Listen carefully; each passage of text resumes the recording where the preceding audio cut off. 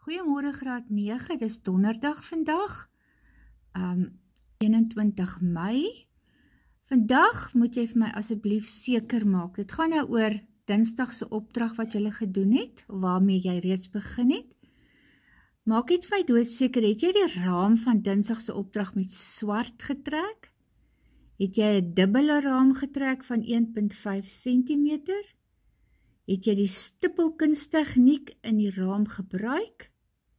Het jy verskillende vorms gebruik met die stippels? Is jou kunstegniek in swart gedoen? Maak seker dat jy al die verskillende lyne gebruik, naamlik diagonale lyne, zigzag lyne en gekurfde lyne.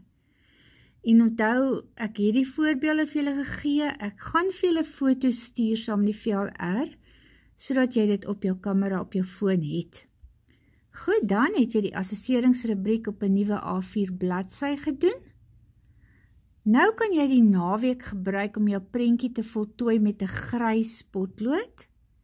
Onthou, nie 'n pyser nie. Werk netjies, wees kreatief. Hierdie is 'n opdrag wat gaan tel vir punte. So onthou, ons gaan regtig baie bladsye moet mooi bære in ons flipfiles. Baie sterkte, werk mooi en wees kreatief graad 9. Ons praat weer. Totsiens.